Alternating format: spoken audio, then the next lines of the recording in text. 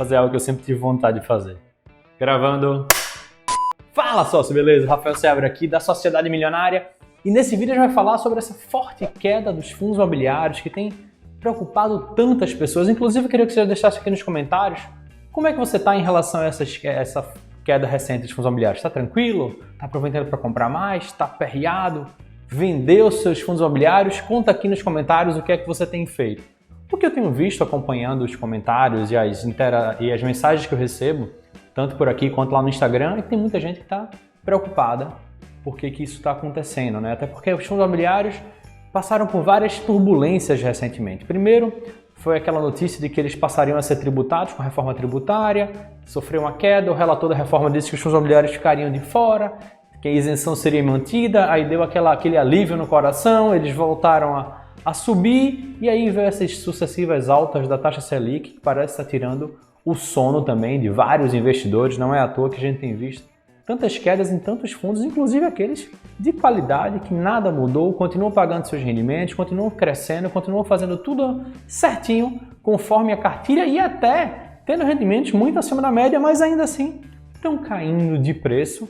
E aí, obviamente, fica aquela pergunta, né? Será que existe uma oportunidade ou é uma cilada? É hora de investir ou é hora de cair fora antes que o barco afunde, né? Se você está com essas perguntas, se você tem essas preocupações, assista esse vídeo até o final, que é sobre isso que a gente vai falar nesse vídeo de hoje, tá? Para a gente falar sobre essas quedas mais recentes de fundos imobiliários, a gente precisa falar primeiro sobre a taxa Selic, né? A taxa Selic ela vem subindo. Recentemente ela teve uma nova alta, passou de 4,25% para 5,25% ao ano. Se a gente parar para pensar, esse patamar atual não deveria ser absolutamente nada preocupante. Afinal, 5,25% ao ano nem é essa rentabilidade toda. A maioria dos fundos imobiliários pagam mais do que isso.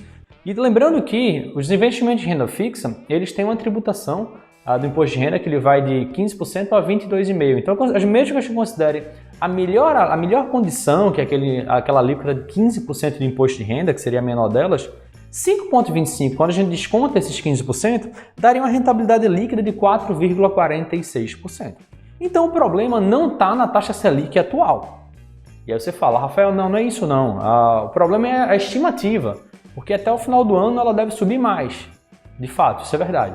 No relatório Focus mais recente, publicado na sexta-feira anterior à gravação desse vídeo, foi dia 6 de agosto, a estimativa é que a taxa Selic terminasse o ano em 7,25% e que ela não passasse disso lá para 2022 e começasse a cair a partir de 2022 para 2023. Então 7,25 seria o teto da taxa Selic. E a gente faz, 7,25 já é uma rentabilidade que poderia incomodar, afinal isso é taxa Selic, Tesouro Direto, Tesouro Selic, o ativo mais seguro que tem na economia, mas vamos lá fazer o desconto dele, né? Então 7,25, se a gente desconta aqueles 15%, a gente chega a uma rentabilidade líquida de 6,16%.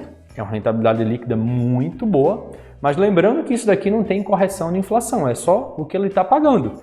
E existem fundos imobiliários que pagam mais do que isso e que ainda assim estão investindo em imóveis. Então essa exposição pode trazer com que o patrimônio se valorize também. Então esse não deveria ser o maior dos problemas, tá? Mesmo que a gente considerasse uma extrapolação disso, que não, em vez de fechar em 7,25%, a taxa Selic chegasse a 8%. Mesmo nesse caso, a gente descontando 15%, a rentabilidade líquida seria de 6,8%. Rentabilidade líquida interessante, mas que ainda assim existem fundos melhores. Então, primeiro, vamos focar nesse ponto da rentabilidade, que é o ponto mais lógico, aquele que a gente bota preto no branco, para depois a gente falar de outros pontos que as pessoas estão completamente ignorantes em relação a ele, pelo que a gente tem visto aí no mercado. Então vamos pegar o caso do HGLG11, na minha opinião, um dos melhores, se não o melhor fundo imobiliário do Brasil, um fundo de logística, tá? Isso não é recomendação de investimento, é apenas um ativo que historicamente desempenhou de maneira extraordinária. Se isso vai continuar acontecendo no futuro, a gente não sabe. Por isso que eu estou usando ele como um exemplo. O HGLG11, ele anunciou no relatório gerencial dele de maio, ou junho, acho que de junho, não, de maio, que ele, pelo menos até o final do ano, manteria um pagamento de R$1 por cota, rendimentos de R$1 por cota. Ele pagou mais que isso, mais que R$2 em junho, depois em julho ele já pagou R$1,10, mas o que ele prometeu é R$1 por cota. Então vamos ser conservador e contar com o que ele tinha prometido, apesar de ele estar entregando mais do que isso. Se ele pagar R$1 por cota, por mês, ele pagaria então R$12 no ano. E considerando que ele está sendo vendido agora na casa dos R$165, ele está até em período de nova emissão de cotas, vai rolar oferta pública ainda. Então, considerando esses R$12 para um preço de R$165, isso representa um dividend yield estimado de 7,27% ao ano, isento do imposto de renda. Então, mesmo no pior cenário da taxa Selic, o rendimento de alguns fundos imobiliários, isso aqui eu estou pegando um de tijolo, tá? Que pode ter inclusive valorização patrimonial. Se eu pegar os fundos de recebíveis, como HCTR e RDM, que estão rendendo mais de 1% ao mês, mais de 12% ao ano, aí eu ia avacalhar o sistema. E talvez fosse até a base de comparação mais real, porque são ativos que não valorizam o patrimônio e só pagam rentabilidade, que é o que basicamente um Tesouro Selic da vida faria, tá?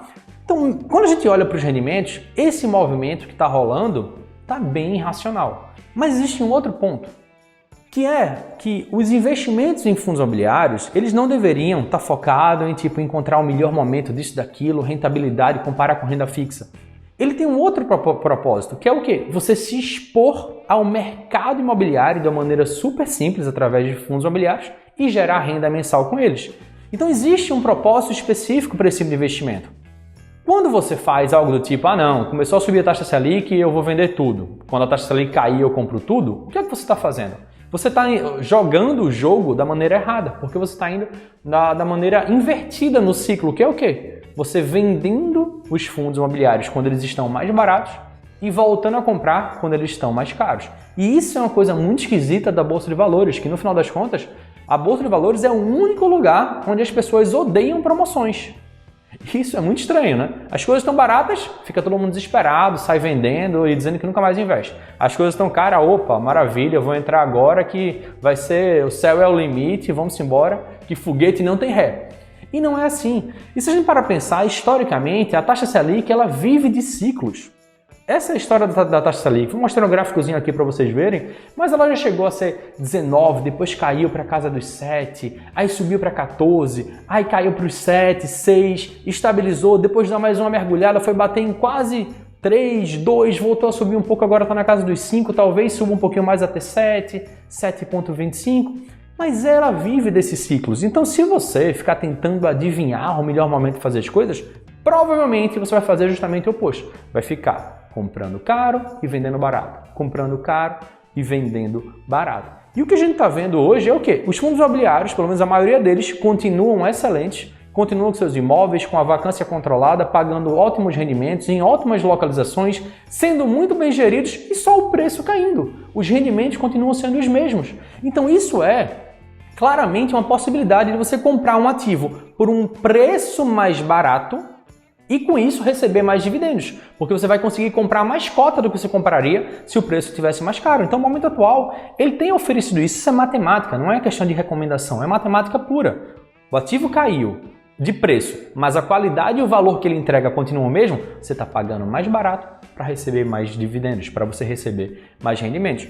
Então, no final das contas, a sua construção do patrimônio tem que estar focada nisso, em estar aumentando o seu patrimônio. E aumentar o patrimônio, quando os ativos estão mais baratos, é muito melhor, porque você consegue comprar mais cotas, essas cotas vão te pagar mais de rendimentos, que no mês seguinte, junto com o seu novo aporte, vai dar um valor ainda maior, que você vai conseguir comprar ainda mais, que no mês seguinte vai pagar ainda mais rendimentos, e esse efeito de bola de neve é o que no final das contas vai mostrar para você, vai construir o seu patrimônio e vai trazer o conceito dos juros compostos para o investimento em bolsa de valores, para o investimento em renda variável, tá? Então eu, pelo menos em relação aos meus investimentos, quem manda nos meus investimentos é a minha estratégia de alocação de ativos, que é algo que eu explico com todos os detalhes lá na Sociedade Milionária, que basicamente é o seguinte, eu defino o percentual que eu quero investir em cada classe de ativos.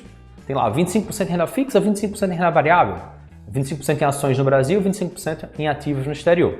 Essa é a minha divisão. Então o que acontece? Quando os fundos imobiliários caem de preço e todo o resto está estável e subindo, a alocação da minha carteira nos fundos imobiliários vai cair. Então isso mostra que tipo, opa, agora chegou o momento de eu comprar mais dele. Então não é uma questão de bruxaria, método, adivinhar, nada do tipo. Bola de cristal é método, simplesmente isso. A alocação de ativo mostrou, opa, isso daqui desvalorizou, mudou o fundamento? Não. Compra mais desse cara. Então essa estratégia de alocação de ativos faz com que eu compre barato e se eu tiver que vender, eu venda caro, porque vai ser aquilo que subiu mais do que os outros, eu poderia vender para fazer um ajuste. Em alguns casos eu faço, em outros casos eu não faço. Só paro de comprar e vou comprando os outros até rebalancear. Então o que eu entendo desse momento atual dos fundos imobiliários é que nada mudou nos fundos em si, é apenas os preços caindo. Existe uma questão de risco, de taxa Selic para lá e para cá, mas como ela vive de ciclo, talvez durante um tempo eles fiquem menos atrativos, mas isso se compensa no preço, porque à medida que o preço cai e o rendimento fica o mesmo,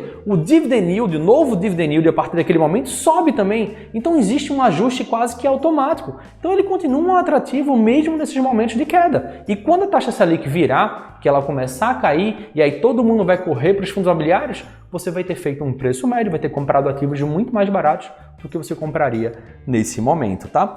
Então eu espero que com essa mensagem tenha ficado bem claro para vocês o que é que está rolando no mercado de fundos imobiliários, o que é que está rolando no mercado de renda fixa e por que, na minha opinião, é um vacilo as pessoas saírem dos fundos imobiliários para ir para a renda fixa agora, quando o movimento está mostrando claramente o contrário. Se os ativos estão ficando mais baratos sem perda de fundamento, o mais óbvio é você aumentar suas posições nos fundos imobiliários. Pelo menos é isso que as pessoas que têm um pouco mais de conhecimento têm feito, é isso que meus alunos lá na Sociedade Milionária têm feito e é isso que eu espero que vocês levem em consideração ao tomar a melhor decisão em relação aos seus investimentos, tá?